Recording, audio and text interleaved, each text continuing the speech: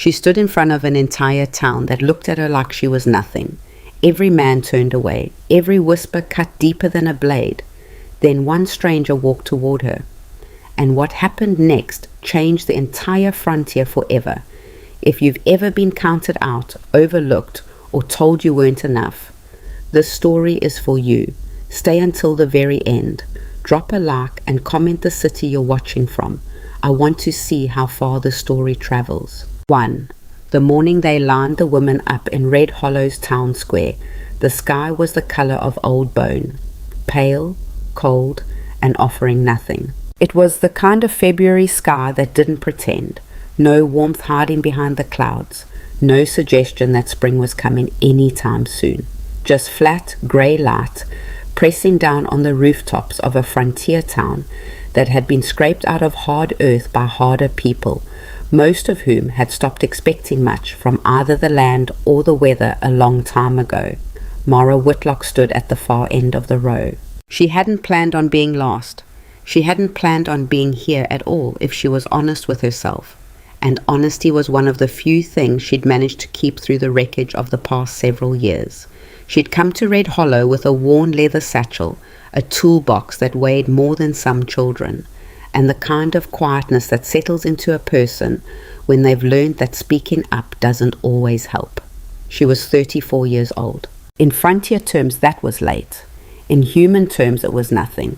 But standing in that row, beside women who were younger, softer-faced, and less visibly tired, 34 felt like something she was being asked to apologize for. She didn't apologize.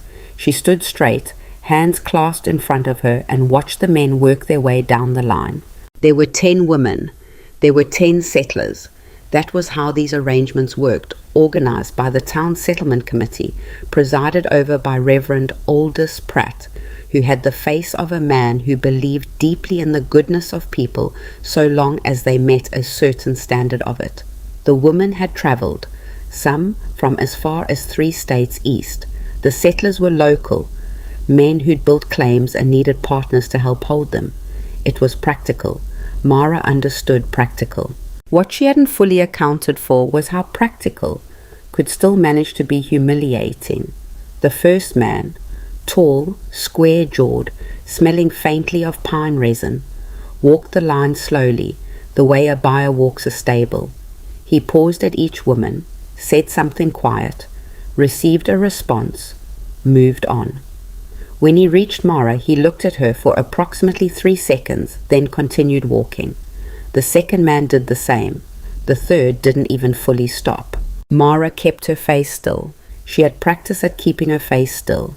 It was a skill she developed somewhere around the time she was 22, and had started to understand that the world was watching her for any sign of weakness it could use. By the 5th man, a ripple had started moving through the crowd. She could feel it before she could hear it, the slight shift of bodies, the way a few women from the town, not the ones in the line, the ones watching from the edges, leaned toward each other. The particular quality of silence that precedes someone saying something cruel loud enough to be heard. She heard it from a woman in a green coat standing near the dry goods store, older than she looks probably. Then from a man she didn't know. Mercer's boy could have done better for himself even. She didn't look toward the voices. Looking gave them something. She kept her eyes forward and her shoulders level and thought about her father's workshop, the smell of leather and linseed oil, the particular rhythm of an awl working through hide, the way her father used to hum something tuneless when he was thinking. By the time the 8th man had passed her and chosen the woman 2 spots to her left, the ripple had become a current. A few people in the crowd were openly watching now. Not the settlers, not the women. Just Mara, the one left. The 9th man had paired off within the first 10 minutes of the ceremony. The 10th had walked straight to the youngest woman in the row. She couldn't have been more than 20, and offered his arm before he'd looked at anyone else. That left Mara, standing alone, at the end of a line that no longer had a line. Reverend Pratt cleared his throat at the front of the square, shuffling the papers in his hands with the controlled discomfort of a man who had not planned for this particular outcome, and was now trying to determine whether it was a logistical problem or a theological one? Well, he said, and then stopped, because there was nothing easy to follow that with. The crowd had gone very quiet in the way crowds go quiet when they're all thinking the same thing, but no one wants to be the first to say it outright. The women who'd been paired off were already stepping away from the square with their chosen men, and there was something in the careful avoidance of their glances, the way none of them quite looked at Mara, that was almost worse than the open stairs, almost, because the open stairs were still there. A child somewhere to her left said, "Mama, why is that lady still standing there?" And his mother shushed him with the kind of urgency that meant she'd been thinking the exact same question. Mara breathed in through her nose, out through her mouth. She thought about the walk back to the boarding house, about whether Mrs. Calloway would refund a partial week, about where the next town with work was, and how long the road to get there would take on the money she had left. She was already calculating. That was what you did when you'd been in enough difficult rooms. You started planning your exit before the door had fully closed. She was 3 steps into planning when she heard boots on the frozen ground, not hurried. Not the quick steps of someone making a dramatic gesture, deliberate even, the way a person walks when they've made a decision and aren't second-guessing it. She turned. He was maybe 40, though the frontier did things to a person's age that made guessing unreliable. Dark hair shot through with early grey. A face that had been weathered in the particular way of men who spent most of their time outdoors and very little time worrying about how they looked. He was not especially tall. He was not especially anything, except that he was walking directly toward her with the kind of focus that made the crowd part slightly without quite knowing why. He stopped in front of her, not too close, maybe 4 feet, close enough to speak without raising his voice, far enough to make clear he wasn't crowding her. "Elias Mercer," he said. "I have a ranch about 9 miles northeast of here. 2 kids, a lot of broken fence, and not enough hours in the day." She looked at him. He looked back. "I'm not going to tell you it's a good situation," he said, "because it's not, particularly. But it's honest work, and you'd have your own room. And there's no one on that property who's going to make you feel small for doing it." Mara studied his face for the thing she was used to looking for, the angle, the part where the offer turned into something else. She'd learned over years and considerable cost to look for the turn. She didn't find it. "You didn't want to pick anyone in the row," she said. It wasn't an accusation, just an observation. Something shifted in his jaw, not quite a wince. "I didn't come here to pick someone. I came because my neighbor dragged me, said it would do me good to get out of the house." He paused, turned out to be mostly wrong about that. Despite herself, something moved in her chest, not warmth, not yet, but recognition. "Mara Whitlock," she said. "I know." They read the names off at the start. She glanced at the crowd, which was watching them with the barely concealed intensity of people who'd just been handed a much better story than they'd expected. Then she looked back at Elias Mercer. "Your kids," she said. "How old?" "Owen's 12, June 6. "They know you came here today?" Owen knew. "He told me it was a waste of time, a beat. He's not wrong about much, usually." She considered that, considered him, considered the boarding house, the road, the money, and the particular arithmetic of having no better option. And underneath all of that, quieter than the rest, the fact that he hadn't walked away. "I can do leather work," she said. "Boots, saddles, harnesses, stitching, repair, new construction if I have the materials. I'm not decorative, and I'm not soft, and I'm probably not what you were expecting." "I wasn't expecting anything," he said. "That's the point," she breathed out. 9 miles northeast, she said, give or take. "When do we leave?" Something crossed his face that wasn't quite relief and wasn't quite anything else she had a name for. "I've got the wagon out front, whenever you're ready." She picked up her satchel from the ground beside her feet. She'd set it down when the ceremony started 2 hours ago now, and slung the strap over her shoulder. "Ready," she said. They walked out of the town square without looking back. Behind them, the crowd watched in silence for a long moment. Then the murmuring started up again, low and layered, the sound of a community rearranging its story to accommodate something it hadn't predicted. Mara didn't hear any of it. She was already thinking about the road. 2. The wagon ride to Mercer Ridge took the better part of 2 hours, and they spent most of it in silence. Not uncomfortable silence, or at least not entirely. It was the silence of two strangers who had both decided independently and without discussion that they were not going to perform friendliness for each other's benefit. Elias kept his eyes on the trail. Mara watched the landscape shift from the scrubby edges of town into open country, rolling grassland still locked in February's grip, the yellowed stems of last year's growth poking through a thin crust of old snow. The mountains to the north were visible from here if you knew to look. Dark ridges stacked against each other, the peaks indistinct in the grey afternoon light. She looked at them for a while. "What happened to your wife?" she asked when the silence had settled enough that a question didn't feel like an interruption. Elias was quiet for a moment. Not the silence of a man avoiding the question, more the silence of a man who'd answered it before and was deciding which version to give. "Fever," he said. 3 winters ago. It came on fast and she was gone in 6 days.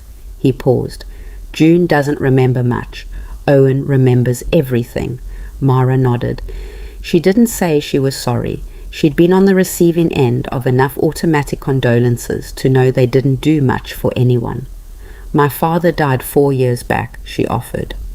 Not as an exchange of grief, more as an acknowledgement that she understood something about loss that wasn't second-hand. Elias glanced at her just briefly. What of?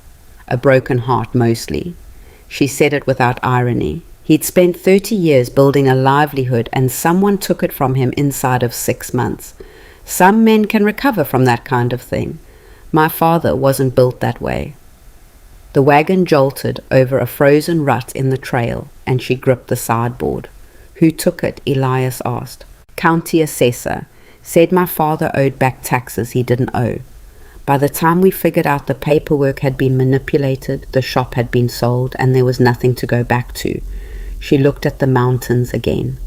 The assessor had friends in the right places. That's usually how it works. Elias said nothing. "I'm not telling you this to complain," she said. "I'm telling you because you probably want to know who you've brought onto your property, and that's part of it." "Fair enough," he said. They rode another half-mile before he spoke again. "You said you do leather work." "My father was a cobbler and saddler. I learned in the shop starting when I was maybe 8. By the time I was 16, I was doing repair work on my own." She glanced at him.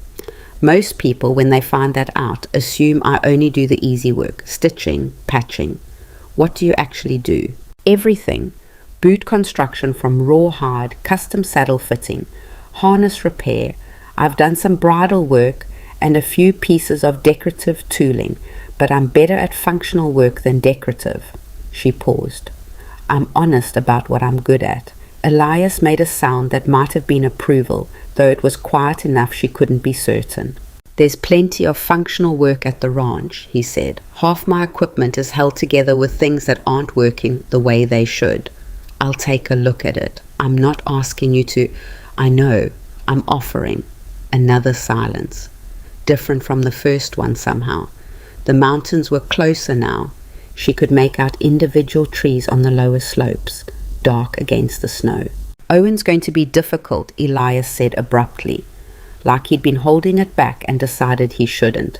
"You said, I mean more difficult than you're probably imagining. He's not a bad kid, he stopped, worked something in his jaw. He loved his mother very much, and he's 12, which means he's got the feelings of a person twice his age and about half the tools to deal with them. And he's going to see me as a replacement. He's going to see you as an attempt at one, which is worse in some ways." Mara thought about that. "I'm not going to try to be his mother." "Good. I'm going to be a person in his house who does her share of the work and doesn't demand anything from him he isn't ready to give."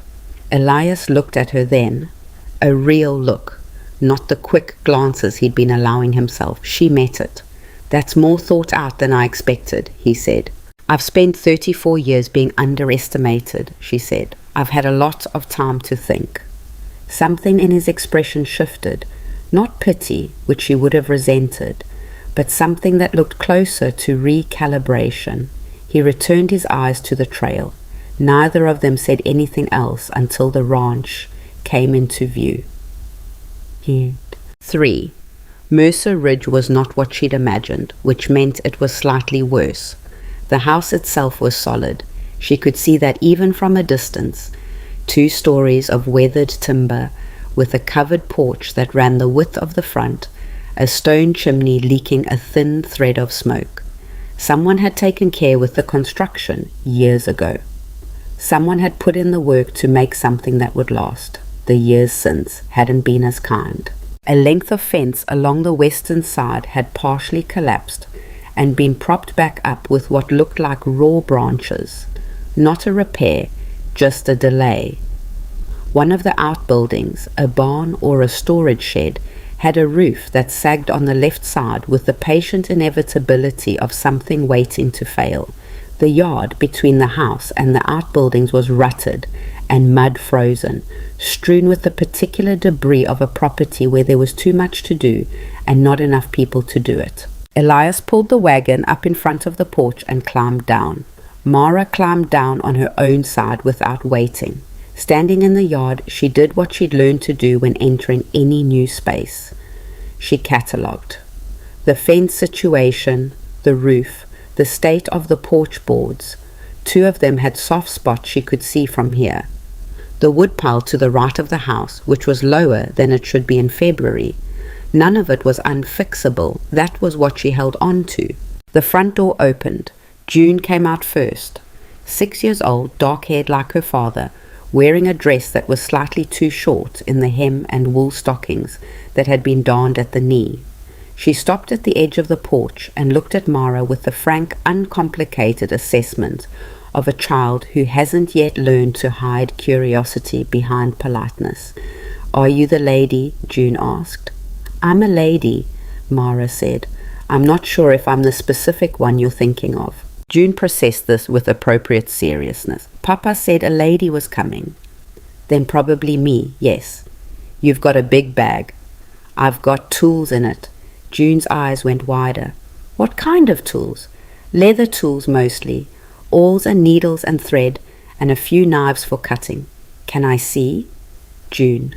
Elias's voice had the slightly exhausted quality of a man who'd had this particular conversation in one form or another many times before. "It's fine," Mara said. "Maybe later, when we've had time to settle in." She looked up at the porch and found Owen. He'd come out at some point during the exchange with June. She hadn't heard the door, and was standing slightly back from the railing, one shoulder against the porch post, arms crossed. He was tall for 12. He had his mother's colouring, she guessed. Lighter than Elias, something softer in the bone structure of his face that hadn't been carved away by weather yet. He was looking at her with an expression she recognized from her own mirror once or twice. The look of someone who has already made their decision and is waiting to be proven right about it. She didn't smile at him. She didn't do the thing adults usually did, the too bright friendliness, the performance of cheerfulness designed to win over a reluctant child. She'd always found that approach condescending when it was used on her, and she suspected Owen would find it condescending too. She just looked at him for a moment, the same way he was looking at her. "Owen," she said. "Ma'am," he said. No warmth, no hostility either exactly. Just a word that did its minimum job and nothing more. "You were right," she said. He blinked, fractionally. "About what?" "Your father said you told him today was a waste of time." She picked up her satchel. "You were right about that, more or less. The ceremony was ridiculous. I'd say everyone had a bad morning." She moved toward the porch steps. "I'm hoping the afternoon goes better." She went up the steps and through the front door that June was holding open, with the gravity of someone performing an important function. Behind her, she heard Elias say something to Owen, too quiet to make out. Then Owen's voice, flat, "She's strange," and Elias's response, just before the door closed behind her, "Probably." 18. 4. The inside of the house told her more than the outside had. Someone, Elias, she assumed, kept it clean in the practical way of a person who didn't have much time for it, but understood that not keeping it clean made everything harder. The floors were swept, the dishes stacked. A pot on the iron stove still held the remains of that morning's oatmeal, but there were other things. On the shelf above the fireplace, a woman's hairbrush, a small glass bottle of something, perfume maybe, or rose water, and a folded piece of cloth that looked like it might have been embroidered at some point. Left there, she understood immediately, not forgotten, left. On the back of a chair by the table, a woman's shawl, dark blue wool, draped with the casual presence of something that belonged there. By the door to what she guessed was the main bedroom, a pair of women's boots, small and worn at the heel, sitting side by side in the way boots sit when their owner expects to put them back on. Clara Mercer was everywhere in this house. She wasn't gone. Not the way houses were when someone had died long ago and the space had been reclaimed. She was here in the ongoing tense, the shawl still on the chair, the boots still expecting feet. Mara didn't touch any of it. She stood in the main room and waited until Elias came in. "Your room's upstairs," he said, moving past her toward the stairs. "Second door. It's small. Used to be a storage room, really. I cleared it out and put a bed in there last week." She followed him up. The room was, as promised, small. A narrow bed with a wool blanket, a wooden crate that served as a side table, a single window looking out over the north side of the property, the mountain slopes visible in the far distance, a hook on the back of the door for hanging things. She set her satchel and her toolbox down. "It's fine," she said, and meant it. She'd had worse. Elias stood in the doorway looking like a man who had several things he wanted to say and was having trouble deciding which one to start with. She waited him out. This isn't..." He stopped, tried again. "I want to be straight with you. You were straight with me in the town square. I want to stay straight with you." He looked at the floor, then back at her. "This isn't going to turn into something it isn't. I'm not looking for whatever people look for." He seemed genuinely uncomfortable with the sentence, like he'd started it before he decided where it was going. "A marriage," she said. "I've had a marriage." She understood what he wasn't saying. She understood it well enough not to make him say it. "I'm here to work," she said. "That's what you offered. That's what I accepted." He nodded, and the relief that crossed his face wasn't insulting. She thought she knew the difference between a man who was relieved not to have obligations and a man who was relieved not to have to pretend. This was the second kind. "I'll start in the morning," she said. "I'd like to take a look at the outbuildings and the equipment and make a list of what needs doing first." "You don't need to start immediately." "I know. I want to." He nodded again. "Supper's at 6. June sets the table. I'll be there." He left her to it. She stood in the small room for a moment, looking at the window and the mountains beyond it, and did something she rarely let herself do in new places. She sat on the edge of the bed and breathed. Just breathed. Not planning, not cataloguing, not preparing for the next thing. For maybe 3 minutes, she let the day be what it had been. Humiliating, and then unexpected, and then complicated in ways she didn't have language for yet, and didn't ask herself to make sense of it. Then she unpacked her tools. Supper was a particular kind of awkward. The food was simple, salt pork and potatoes, bread that Elias had made himself with the competent but joyless quality of a man who baked because he had to. And the conversation had the tentative stop-start rhythm of people trying to find a register that worked for all of them. June had questions. June, it turned out, always had questions. She wanted to know where Mara had come from. 3 states east, she said. Whether she'd been on a train, yes, twice. Whether she'd ever seen the ocean, yes, from a distance. And whether she thought horses were smarter than dogs. She said honestly she thought it depended on the horse and the dog, which June found deeply satisfying as an answer. Owen had nothing. He ate with his eyes on his plate, responding when his father asked him something direct, and otherwise maintaining a studied absence from the conversation that was clearly intentional. He wasn't being rude exactly. He was being a 12-year-old boy who had decided that if he was going to be subjected to this dinner, he was going to be subjected to it on his own terms. Mara didn't try to pull him in. She answered June's questions and occasionally caught Elias's eye across the table when June said something particularly unexpected, and that was enough. After supper, while June was helping Elias with the dishes, an arrangement that appeared to have its own routine, Owen put his plate in the wash basin and moved toward the stairs. He stopped at the bottom of them, didn't turn around. "You left your tools on the porch," he said. She had done no such thing. Her toolbox was in her room where she'd put it, but she waited. He still didn't turn. "There's a saddle in the barn that needs new stitching on the left flank. It's been like that since October." A pause. "My father keeps meaning to get to it." He went up the stairs. She stood in the main room for a moment, listening to June's running commentary about the best way to stack plates, and thought about the saddle.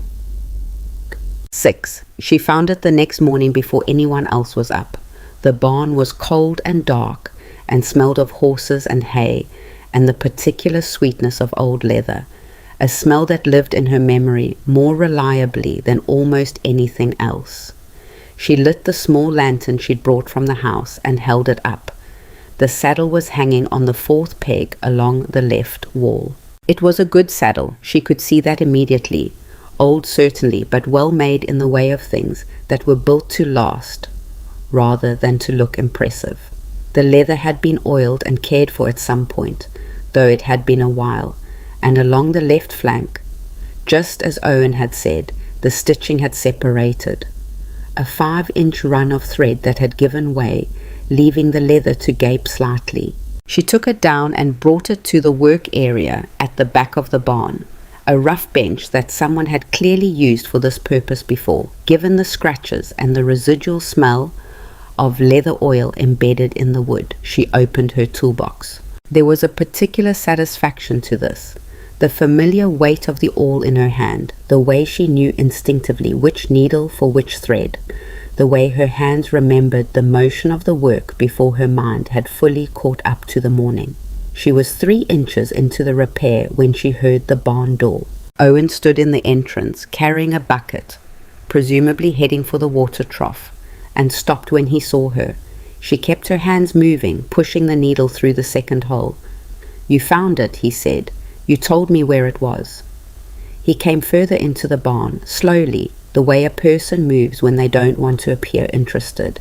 He set the bucket down near the horse stall and stood where he could see the work without being directly beside her.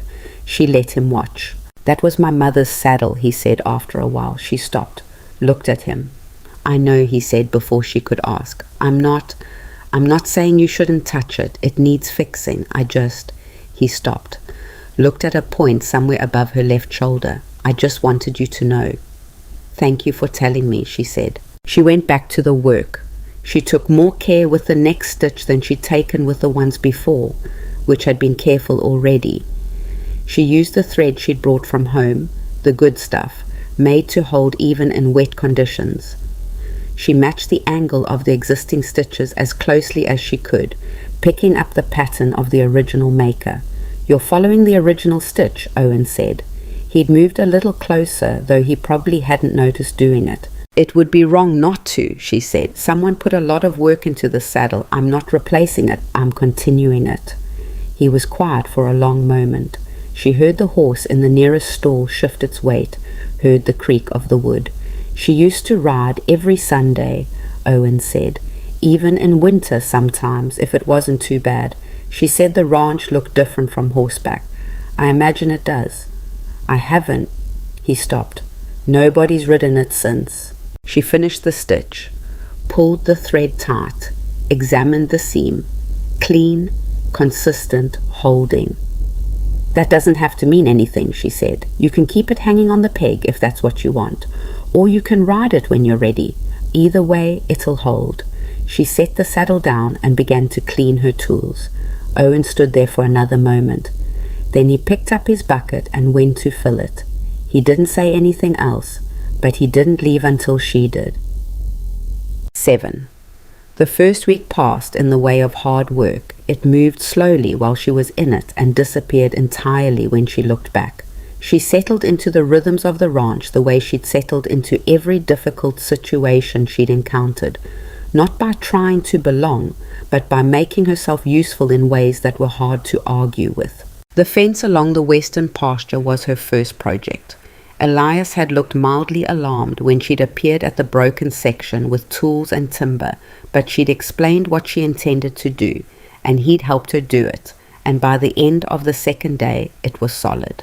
The porch boards came next, then a cracked trace on the older harness set, which she repaired at the workbench in the barn, while June sat on an overturned bucket nearby and asked questions about everything from how needles were made to whether leather came from mean cows or nice ones. "I think it comes from regular cows," Mara said, pulling the thread through with even pressure. "They probably weren't thinking about being mean or nice." "Were they scared?" Mara considered the question with the seriousness it deserved. "I don't know. I think the people who do it well try to make it quick." June nodded, processing this. "Papa says you should always be quick if something hurts." "That's a good rule." The neighbors started coming by the end of the first week. Not in any organized way, just the natural drift of frontier people who heard something interesting and found a reason to be in the area. A man named Hadley, from the next claim over, came by ostensibly to talk to Elias about shared grazing rights and stayed long enough to notice the repaired fence and ask who'd done it. A woman named Mrs. Breckenridge from the farm 3 miles south arrived with a pie she didn't explain and left with the promise that Mara would take a look at her husband's working boots, which had a sole separating on the right foot. She did.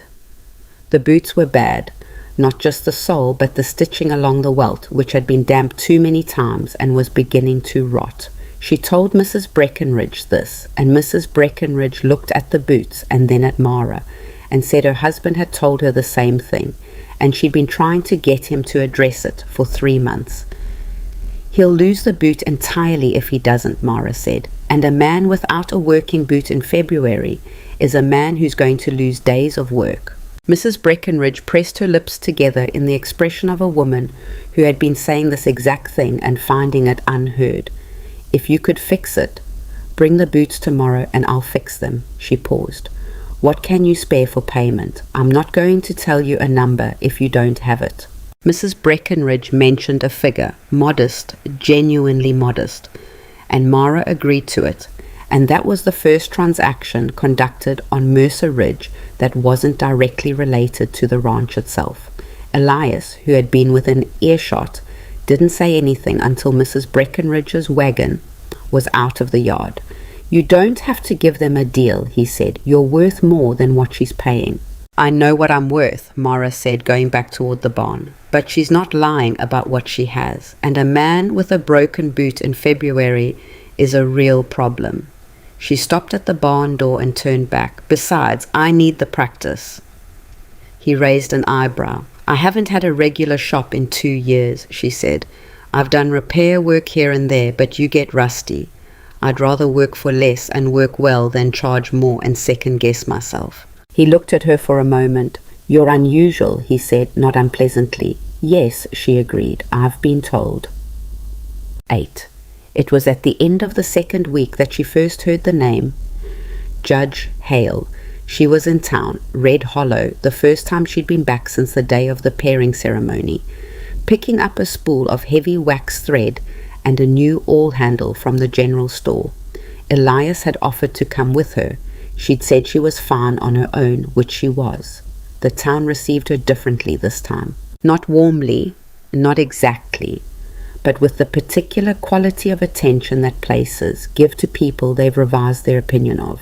She'd been in the valley less than 3 weeks, but frontier news travelled efficiently, and she'd apparently become the woman who repaired Hadley's fence and fixed Breckenridge's boots, and was holding Mercer Ridge together in ways people hadn't expected. That was a different story from the woman nobody chose. She was coming out of the general store with her supplies when she heard 2 men talking on the steps of the land office across the street, not arguing. Talking in the low, even tones of men who had an arrangement. She wouldn't have thought anything of it, except that one of them, a man in a coat that was noticeably better than anything else in Red Hollow, handed the other a folded paper and said something about the Kellerman property that made the hair on the back of her neck stand up. She couldn't hear the specific words, but she knew the shape of it. She knew the shape of it the way you know a smell before you can name it. From the quality of the exchange, the way the man in the good coat kept his body between himself and the street, the way the other man took the paper and put it in his vest without looking at it. In the general store, she'd heard the name Victor Hale mentioned in passing. Something about a ruling he'd handed down in a dispute over water rights. He was a judge, she understood, and a property investor, and a man of significant local influence. She stood on the boardwalk with her supplies and watched the man in the good coat walk back into the land office. She thought about her father. She thought about the county assessor who had handed her father a document and told him not to worry. It was just a formality. She told herself she was imagining things. She wasn't. But she didn't know that yet. Not with certainty, not with the kind of evidence that would allow her to say it out loud. She only had the feeling, cold and specific as a blade, that she had seen this before. She walked back to the wagon. She drove back to Mercer Ridge. She didn't sleep well that night, but that wasn't unusual. She'd had trouble sleeping in new places ever since she was a girl. She told herself it was that. It was almost enough to believe. Outside, the February wind moved through the gaps in the barn's old siding, and somewhere in the dark the horses shifted and settled, and the mountains stood against the night sky the way they'd stood for 10,000 years before Red Hollow existed. And in the land office on Main Street, a man named Victor Hale looked at a map of the valley with the patient, particular attention of someone who knows exactly what he wants and is simply deciding the order in which to take it. Mercer Ridge sat in the upper northwest corner of that map. There was already a mark on it. March came to the valley the way it always did in that part of the country, not as a relief but as a negotiation. The snow didn't leave so much as it retreated, pulling back from the south-facing slopes first, leaving the north sides white and the ground everywhere else a dark, sucking mud that made every trip between the house and the outbuildings twice as difficult as it needed to be. The creek that ran along the eastern edge of Mercer Ridge thawed, and then refroze, and then thawed again. And the sound of it, that particular rushing, unsteady sound of water that hasn't decided yet what it's going to be, became the background noise of Mara's mornings. She'd been at the ranch 5 weeks when the boots arrived. Not just Mrs. Breckenridge's husband's boots. A whole collection of them, brought by different people at different times. Word having moved through the valley the way word moved in small places, not announced, just absorbed. A rancher named Cord Albright came by on a Tuesday with a pair of work boots so worn at the toe that she could see the shape of his feet through the leather. A woman from the Kellerman farm sent her teenage son with 3 pairs of children's shoes, and a note that said simply, "I heard your fare, D. Kellerman." An older man she didn't recognize rode up one afternoon, set a battered harness down on her porch without a word, and looked at her with the evaluating gaze of someone who'd been burned before and wasn't going to make it easy. "What's wrong with it?" she asked, coming out to meet him. "Everything," he said. "Start there." His name was Walt Greer, she found out later, and he'd been working his claim alone since his son had left for the city 3 years ago and hadn't come back. He'd been patching the harness himself with whatever he had available, wire, cord, a strip of canvas at one point, and the result was something that functioned at about 60% and was probably going to fail at a critical moment. She spent 2 days on it. When she brought it back to him, he held it up and turned it over in his hands, with the slowness of a man who's looking for what you got wrong. After a while, he set it down across his saddle and looked at her. "What do I owe you?" She told him. He paid without argument, which she took as its own kind of compliment. The work piled up gradually, and with it came something she hadn't expected, a slow, grudging form of acceptance that had nothing to do with the pairing ceremony or Elias Mercer or any of the social architecture of Red Hollow. It had to do with the boots, with the harnesses, with the fact that when Mara Whitlock fixed something, it stayed fixed. She wasn't being invited to dinners, she wasn't being welcomed with warmth, but she was being brought things that were broken, and in the particular economy of a frontier valley, that was its own form of trust. Owen watched all of it. He'd stopped making a performance of his distance around the 3rd week, stopped positioning himself at the far end of whatever room she was in, stopped engineering reasons to leave when she arrived. He hadn't replaced that with anything friendly exactly, but there was a different quality to his presence now, more like a person sharing a space and less like a person defending territory. She noticed it without remarking on it. Remarking on it would have ruined it. What she did notice, and couldn't help noticing, was the way he watched her work. He had the same quality of attention she'd seen in certain apprentices her father had taken on over the years. Not eager, not performative, but genuinely observant. The kind of watching that was actually learning, even when the watcher didn't realize it. One afternoon she was at the workbench in the barn, piecing together a new bridle for Cord Albright from materials she'd sourced on her last trip to town, when Owen appeared in the barn doorway with a broken length of leather in his hand. "This came off one of the stall hooks," he said. "It's supposed to hold the latch." She looked at it without stopping what she was doing. "It's too dry. The leather cracked. Bring it here." He came to the bench and held it out. She took it, examined the break, set it aside. "Can you get me the small tin in the top section of the toolbox?" she said. "Brown lid." He found it, handed it to her. She opened it, took a small amount of leather conditioner on a rag, and began working it into the surface of the break. "This won't fix the crack," she said, "but it'll keep it from getting worse until I can cut a proper replacement. See how the leather went white right at the break?" Owen leaned slightly closer. "Yeah. That's what happens when it gets too dry. The fibers lose flexibility. It'll start cracking in more places if you don't condition it regularly." She handed the rag to him. "Work it in against the grain first, then with it." He hesitated for just a fraction of a second. That same fractional hesitation she'd noticed before. The one that meant he wanted to do something, but had to get past the part of himself that didn't want to. Then he took the rag and did what she'd shown him. His technique was slightly too rough at first. She didn't correct him immediately. She waited until he'd gotten a feel for the material, then said, "Ease up a little. You're not trying to push it in, you're trying to let it absorb." He adjusted, looked at the leather. "Better?" "Yes." They worked in silence for a while, him conditioning the leather strap, her continuing with the bridle. The barn smelled the way it always smelled, horses and hay and cold and leather, and outside the wind was doing something complicated with the trees on the north slope. "She used to do this," Owen said without preamble. Mara didn't ask who, she just waited. "She wasn't as good as you," he said, and it came out sounding like something he hadn't planned to say.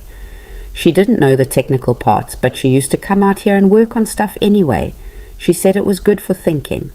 "It is," Mara said. She thought about everything too much. He said it the way you say something true about someone you loved, where the accuracy of it is also a kind of tenderness. Papa always said she'd worry herself into knots over things that hadn't happened yet. What did she say to that? Owen almost smiled. Not quite. The expression didn't fully commit, but almost. She said that was better than being surprised. Mara considered that. She sounds like she was smart. She was. He set the strap down on the bench. She would have wanted the saddle fixed. "I know that. He stopped. "You didn't want a stranger doing it. I didn't want anything to change, he said, and the plainness of it, no drama, no performance, just the flat truth of a 12-year-old who'd lost something irreplaceable and was still trying to orient himself in the world it had left behind, was more than she'd expected from him. She kept her hands moving on the bridle. Things change anyway, she said, doesn't matter what you want. The question is just whether the things you care about stay intact while everything else moves. He didn't say anything. The saddle's intact, she said. What was in it is still in it. She heard him breathe, a longer breath than usual, the kind that meant something was being processed and set down. He picked up the strap and the rag again and went back to conditioning the leather. Neither of them mentioned it after that, but something had moved, like a rock that's been shifted just enough to change where the water goes, and she knew they were on different ground than they'd been before. It was another 3 days before she understood the full scope of what Victor Hale was doing. The information came to her in pieces, the way dangerous things usually do, not as a single revelation, but as an accumulation of small facts that suddenly, in the right light, resolved into a pattern she recognized. It started with the Kellerman woman. Dora Kellerman came by herself this time, not sending her son, and the expression on her face when she climbed down from her wagon was the expression of someone who has been carrying something heavy for a long time and is no longer sure they can continue doing it alone. She had papers with her. She spread them on the kitchen table. Elias was out working the south pasture. June was at the neighboring farm for the afternoon. And she spread them out and looked at Mara with frightened eyes. "Tell me what this means," she said. "I've read it 3 times and I can't make it make sense." Mara sat down across from her and read. The document was a lien notice, or something formatted to look like one. It claimed the Kellerman property owed a series of back assessments on land improvements dating back 4 years.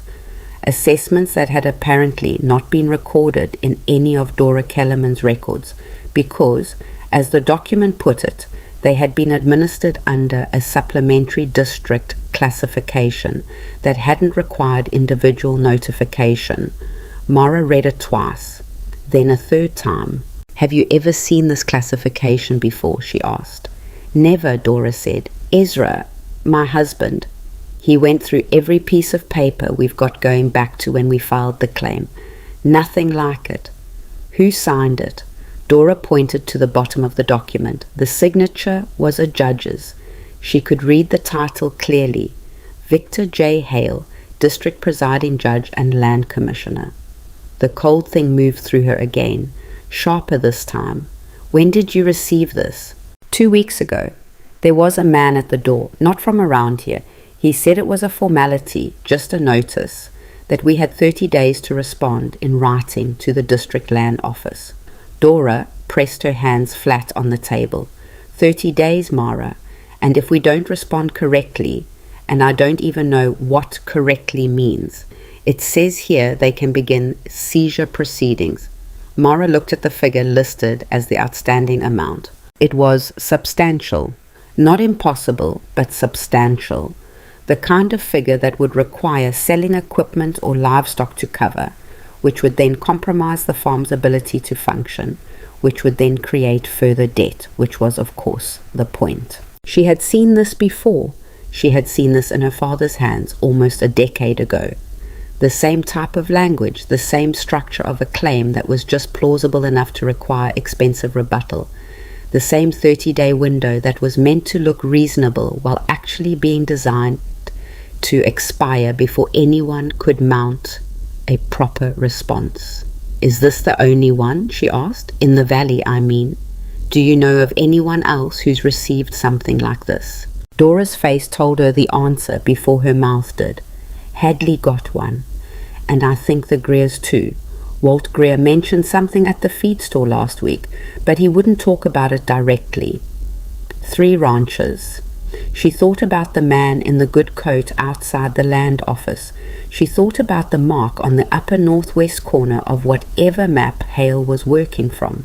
She thought about her father. She folded her hands on the table and looked at Dora Kellerman. A woman, maybe 10 years older than her, with soil worked permanently into the creases of her knuckles, and the particular kind of exhausted determination in her eyes that she recognized from her own mirror. And she made a decision. "Don't respond in writing yet," she said. "Not until we know what we're dealing with." Dora frowned. "The 30 days... 30 days is enough time. Don't respond yet." She stood up. "Can I keep this? I brought it for you to look at. I'm going to look at it more carefully, and I'm going to talk to a few people." She paused. "Have you heard of an attorney in the area? Anyone who does land work?" Dora thought for a moment. "There's a woman in Cedar Falls. That's a Sauls. That's about 40 miles east. Name of Cross, Evelyn Cross. Ezra mentioned her once when we had the water rights dispute with the abbots. He said she was sharp."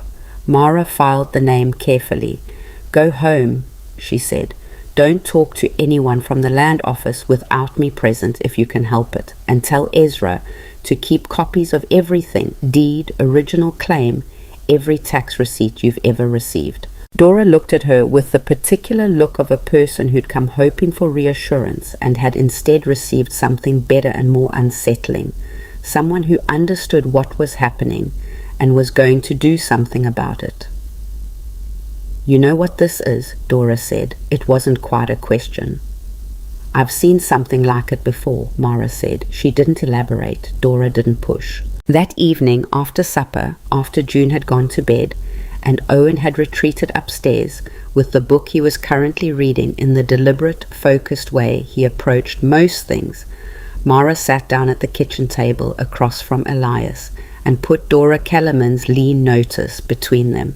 He read it. He read it the way she had, slowly, twice, his expression doing the thing it did when he was working something out, which was essentially nothing, a controlled stillness. When he finished, he put it down. "Kellerman," he said, "and Hadley, and probably Greer." He looked at the signature. "Hale. You know him?" "I know of him. He's been in the district 3 years, came from somewhere east. Nobody seems to know exactly where. He's got the judge's seat, and he's got land investment interests, and he's got people in town who don't ask too many questions." He paused. "There are people who think well of him, or say they do." "Have you gotten anything like this?" Elias was quiet for a moment, long enough that she looked at him directly. "Elias." "There was something in December," he said. "Different format. It was about a boundary question on the northeast corner. Some language about an unresolved survey discrepancy from the original land grant. I looked into it and couldn't find anything wrong with my paperwork, so I wrote back saying as much, and I haven't heard since." "Do you still have what they sent you?" "Somewhere." "Find it," she said. He looked at her. I think this is organized," she said. "I think it's been going on longer than people realize, and I think each family has been made to feel like they're the only one dealing with it." She looked at the document between them. "That's how it works. You keep them separate, you keep them scared, and then the 30 days runs out and you move."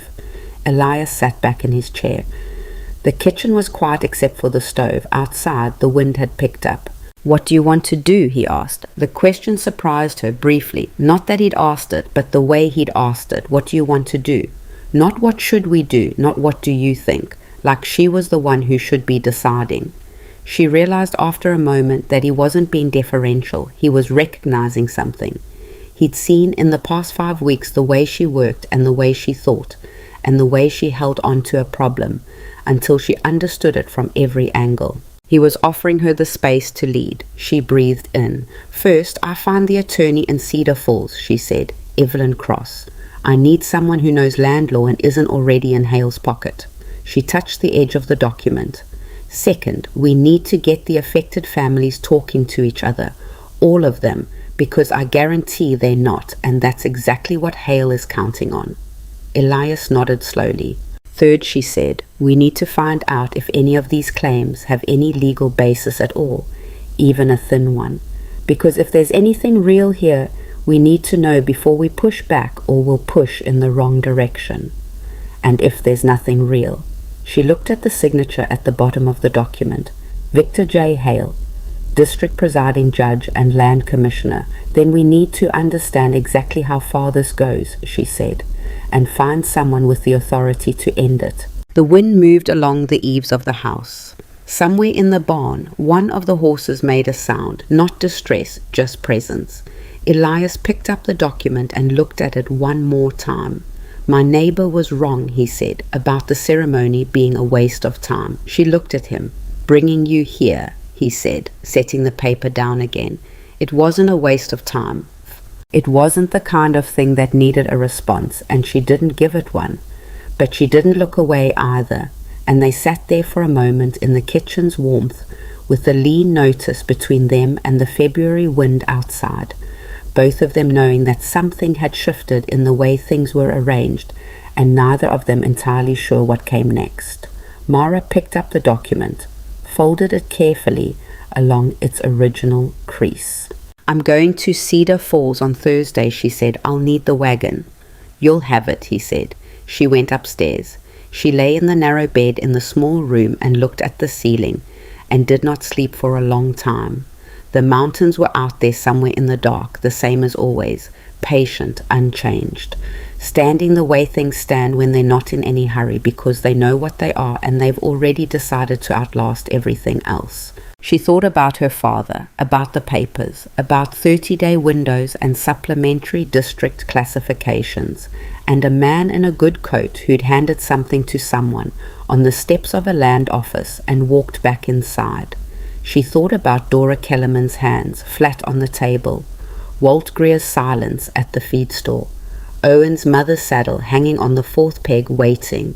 She thought, not this time. Then she turned on her side and closed her eyes and waited for morning the way you wait for something you've already decided you're going to face. The road to Cedar Falls was 40 miles of frozen ruts and creek crossings that hadn't fully decided whether they were passable, and Mara made the trip alone on a Thursday morning that started at 4:30 because she'd calculated correctly that she needed to be back before dark. She brought the Kellerman document, the notice Elias had eventually found folded inside a ledger from December, its language different but its architecture the same, and a third one she hadn't known about until Wednesday afternoon, when Walt Greer had appeared at the ranch with his hat in his hands and a look on his face that she recognized as the look of a man who'd spent considerable time deciding whether to ask for help, and had arrived at the decision too late for his pride to be comfortable with it.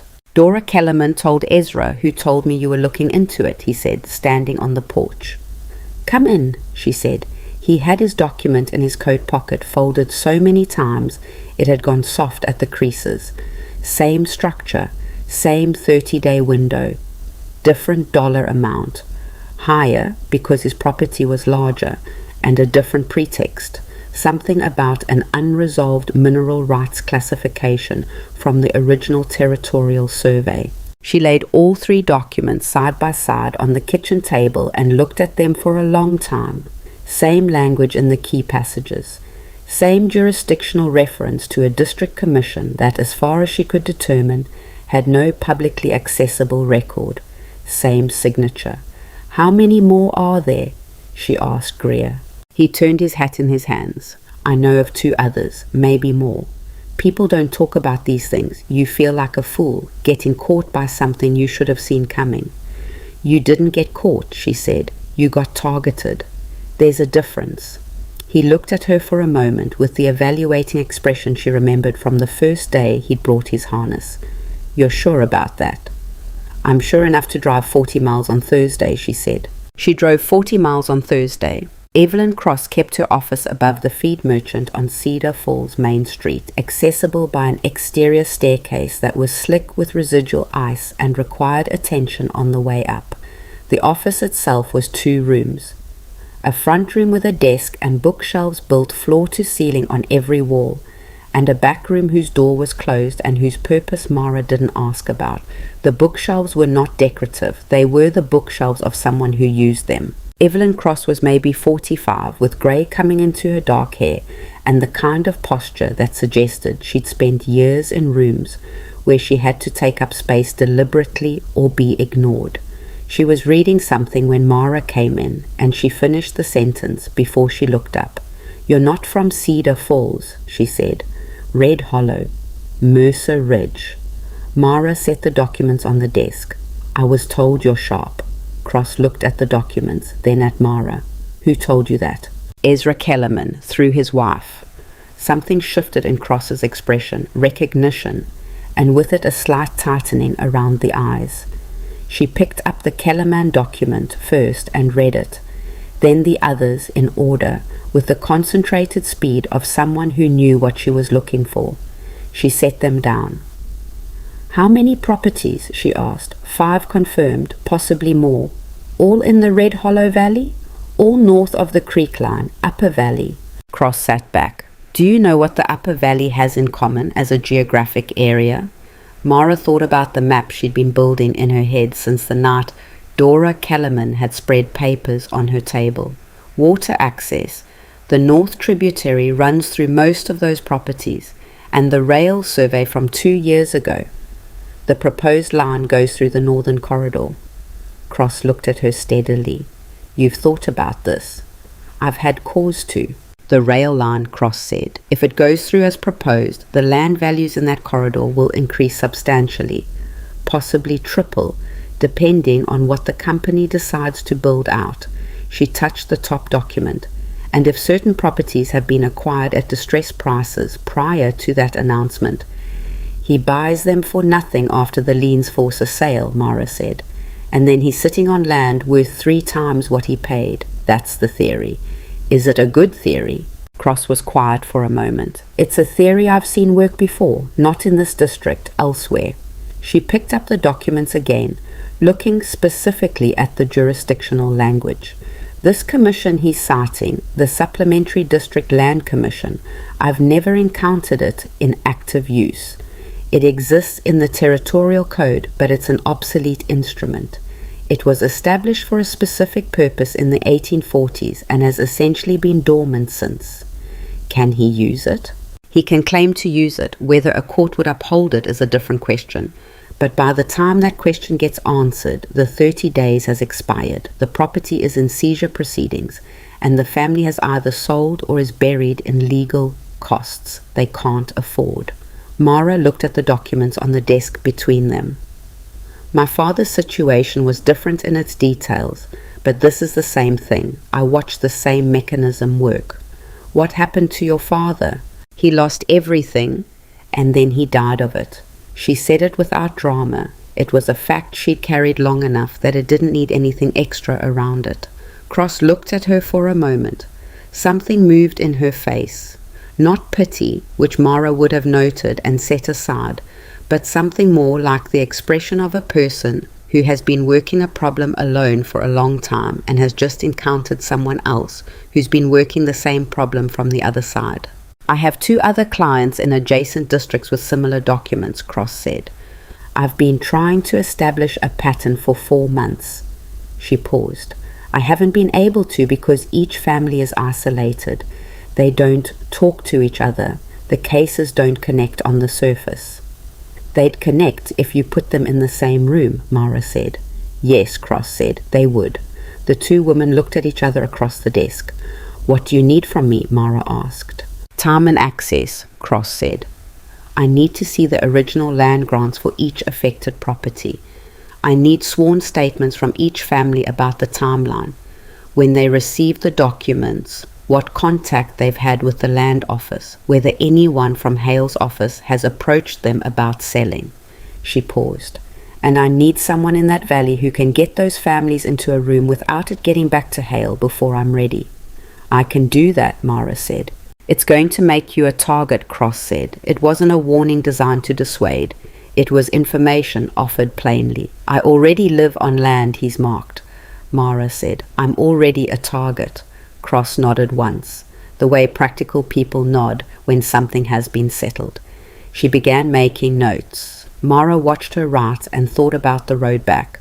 40 miles, 6 hours, dark coming in by 5. And thought about how much she had to do before she could call this done. She drove back to Mercer Ridge in the fading afternoon light and said nothing at supper about Cedar Falls, because supper was not the time for it and June was at the table. But Elias watched her across the salt pork and potatoes with the particular quality of attention he gave to things he was waiting to understand. And after June was in bed, he came to the kitchen doorway and said, "Well?" "She's real," Mara said, "and she's been working this longer than us, but she needs the families together." "How many?" "All of them. Every family that's received a document in one place at one time." Elias absorbed that. People are going to be nervous about that. Some of them won't want to be seen as, "I know, I'll go to them myself." She looked at him. "I need to borrow the horse, not the wagon. I need to move faster than the wagon allows." He was quiet for a moment. "You ride?" "My father had a horse." A pause. "I'm not elegant about it, but I'm effective." The corner of his mouth moved, not quite a smile, but adjacent to one. "Take the bay," he said. "He's not elegant either." She started the following Monday. She rode ranch to ranch through mud and cold, arriving at farmhouses at hours that required explanation and getting invited in anyway, because in the Frontier Valley, someone arriving on horseback in the middle of the week meant something, and you let them in before you asked why. She talked to Ezra Kellerman, who was a careful man and needed the legal framework explained before he'd commit to anything. She talked to Cord Albright, who was angrier than anyone else and needed to be redirected from anger into something usable. She talked to a family named Voss she hadn't known about, 2 brothers who'd received documents in January and had been trying to scrape together the money to respond without telling anyone, and who looked at her when she laid out the pattern with the particular look of people who've been carrying something in darkness and have just had a light brought into the room. She talked to Walt Greer last, because she'd saved him for last on purpose. He was the one she was least sure about, not because he wasn't honest, but because he was the most self-sufficient of them all, the most likely to decide he'd handle it himself, and the least likely to see why he couldn't. She found him in the barn. He was trying to repair a hinge on one of the stall doors with tools that weren't quite right for the job, and the result was the particular frustration of a person who knows they're doing something wrong and can't figure out how to do it differently. She stood in the barn doorway and watched him for a moment. "The bit's too wide," she said. He stopped, looked at her. "I know that. I've got a narrower one in my kit. I know you don't need it. I'm offering it." She came into the barn and set the bit down on the bench beside him. "I need to talk to you about a meeting." He picked up the bit, looked at it, put it on the hinge. "What kind of meeting?" She told him, all of it. Cross, the pattern, the rail line theory, the plan to get everyone in one place and document the full scope of what Hale had been doing. Greer worked the hinge while she talked, fitting the screw with more precision now that the tool was right. When she finished, he tightened the last screw and swung the stall door twice to check it. "He's got people in town," Greer said. "If a meeting like that happens, he'll know about it within a day." "I know. So what good does it do if he knows before you're ready?" "The meeting isn't the weapon," she said. "The meeting is what gets us to the weapon. Every family in that room is one more piece of evidence, one more sworn statement, one more document that Cross can use to build a case that doesn't fall apart the first time someone challenges it." Greer looked at the stall door. "And if he moves on one of the properties before you're ready, then we make sure there's a federal witness when he does." She paused. "Cross has a contact at the federal marshal's office, someone who's been watching Hale for different reasons. If we can give him a complete picture, all the families, all the documents, the timeline, he has grounds to move. Without that, it's one rancher's word against a district judge." Greer was quiet for a long time. "My son left because he said there was no future here," he said, not looking at her. "Said the valley was dying, and the only smart thing was to get out." He turned the bit over in his hands. "I stayed because I'm too old to start somewhere else and too stubborn to admit when something might be true." She waited. "But I stayed," he said, "so I might as well make it worth staying for." He looked up at her. "I'll be at your meeting," he said. She rode back to Mercer Ridge in the late afternoon, cold through to the back of her ribs and with mud on her boots that would take a proper cleaning to address. The bay horse was tired and made his feelings about it clear, and she didn't blame him. She was a quarter mile from the ranch when she saw Owen on the road. He was on foot, unusual for the time of day. He had his coat on and his hands in his pockets, and he was walking with the particular purposeful speed of someone who's not quite running, but considering it. And when he heard the horse, he turned around.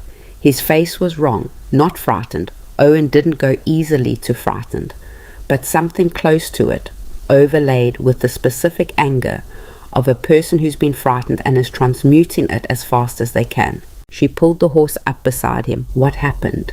"Nothing happened," he said. "I'm fine." "Owen." He looked up at her on the horse, a long moment, then, "Two men stopped me on the Miller Creek Road." The cold in her chest became something different. "What men?" "I don't know them. They weren't from the valley." He looked away.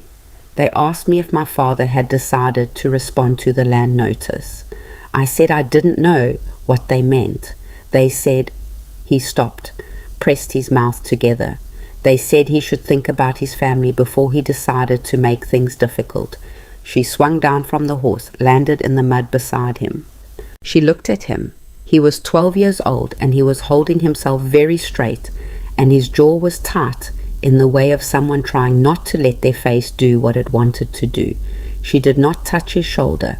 She had learned in 6 weeks that Owen didn't take easily to being touched when he was trying to manage himself. She stood beside him instead, close enough that he wasn't alone in the space. "Are you hurt?" she asked. "No." "Did they touch you?" "No." A pause. They didn't have to. She understood that. The particular violence of a threat delivered to a child was not in what was done. It was in the message it carried, and the message this one carried was precise. "We know you have children. We know where they go. We can reach them." The calculation was brutal in its simplicity. Frighten the child and the parents fold. She looked at him for a moment.